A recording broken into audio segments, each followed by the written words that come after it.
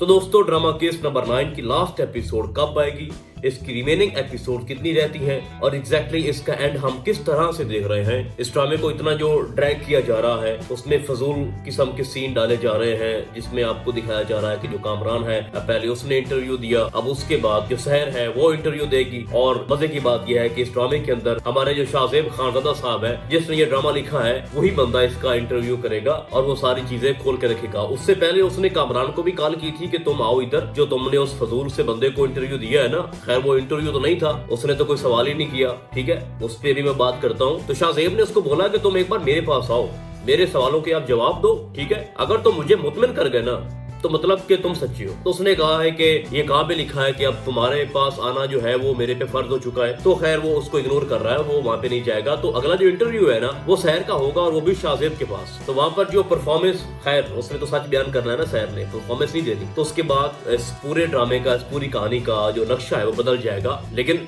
इन सारी चीजों का कोर्ट के अंदर कोई फायदा नहीं होने वाला, वहाँ तो सबूत चलने हैं, वहाँ तो एविडेंस जो है वो पेश किए जाने हैं। तो बेसिकली आज हम डिस्कस करेंगे कि इसकी लास्ट एपिसोड में होने क्या वाला है और ये इस ड्रामे को कितना ड्रैग करेंगे। रिसेंटली जो 2 एपिसोड आई हैं उसके अंदर कुछ खास नहीं था, ठीक है। तो इससे पहले कि मैं आपको बाकायदा तौर पर बताऊं कि अब आगे क्या होगा, हम बात करते हैं कि जो इंटरव्यू दिया था कामरान ने, मुझे समझ नहीं आती भाई, आखिर कोई तो सवाल करता ना वो एंकर कि कामरान तुम्हारे पे ये एलिगेशन लगा हुआ है और तुम इसको किस तरह से देख रहे हो, ठीक है, सहर ने तुम्हारे ऊपर इल्जाम क्यों लगाया, कुछ तो दिखाता ना कि जो एंकर है वो न्यूट्रल है। मैं ये समझता हूँ कि वो जो इंटरव्यू था ना कामरान का उस एंकर के साथ, उसमें कोई दम नहीं था, उसको बेहतर किया जा सकता था, लेकिन ऐसा कुछ भी नहीं था। कामरान वहां पर आया, उसने जनाब वो तस्बीह हाथ में पकड़ी, मजहब का टच दिया और वही पहले वाली बातें कि जनाब पता नहीं इनको क्या हो गया और मेरे से क्या निकालना चाह रहे हैं, क्यों मेरे पीछे पड़ गए हैं, मेरा घर खराब करना चाहते हैं, ठीक है, रोहित भी उनके साथ मिल गया है, मेरी जाती अनाज किसी के साथ नहीं है, मैं माफ करने को तैयार हूँ। मतलब के जो अगला बंदा बैठा था जो इंटरव्यू ले रहा था उसने एक भी सवाल नहीं किया,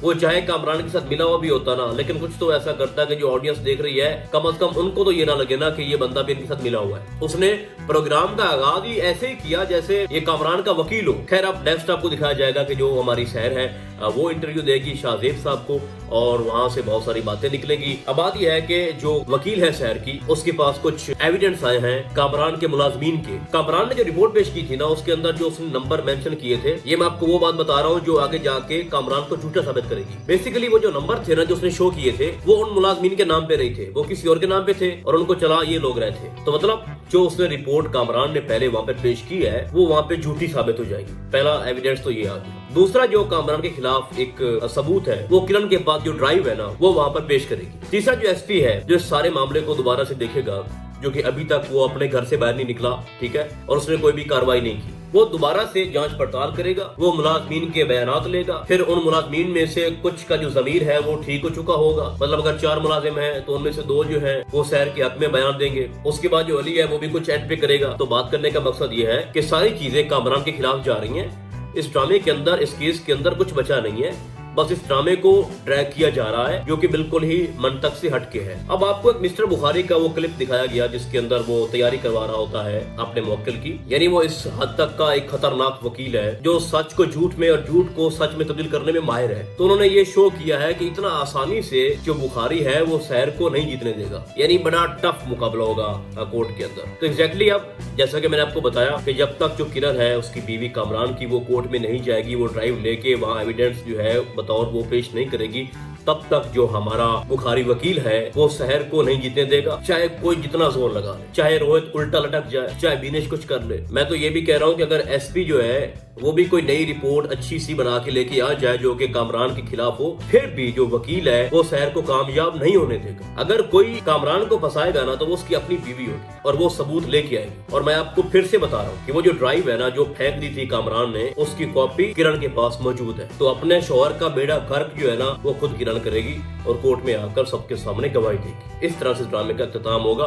बाकी तो बस ड्रामे को लंबा करने की वो साजिश की जा रही है, ठीक है, और कोई बात नहीं। मैं आपको इतना बता दूं कि इस ड्रामे की जो रिमेनिंग एपिसोड है वो तकरीबन 4 से 5 है, सही है। हो सकता है कि इसकी जो 5वीं एपिसोड हो वो लास्ट एपिसोड हो, क्योंकि फिलहाल तो हमें नेक्स्ट दिखाया जाएगा कि जो सहर है वो इंटरव्यू देगी, ठीक है, और फिर सोशल मीडिया के ऊपर एक तमाशा लगेगा, क्योंकि फिलहाल तो 90% जो लोग हैं और उसमें जो फीमेल्स हैं वो भी कामरान का साथ दे रही हैं, क्योंकि जिस तरह की उसने वहाँ पे एक स्पीच की है कामरान ने, हाथ में तस्बीह है, मजहब का टच दिया और रो कर, और इतना एक शरीफ इंसान और हम्बल पर्सन बन के वो उसने खुद को वहाँ पे पेश किया। तो फिलहाल तो वो कामरान का साथ दे रहे हैं, लेकिन जैसे ही शाहजेब के पास सहर जाएगी, इंटरव्यू देगी और वो अपनी सारी कहानी वहाँ पर बयान करेगी, तो वो सारे जो लोग हैं वो कामरान से हट के शहर के पास आ जाएंगे और आपको दिखाया जाएगा कि प्रोटेस्ट भी किया जाएगा कोर्ट के बाहर। कुछ खवातीन, कुछ लोगों को दिखाया जाएगा कि जनाब उनके हाथों में बैनर्स होंगे, फ्लैक्स होंगे और एक ही उनका नारा होगा कि शहर को इंसाफ चाहिए। और जब लास्ट एपिसोड होगी तो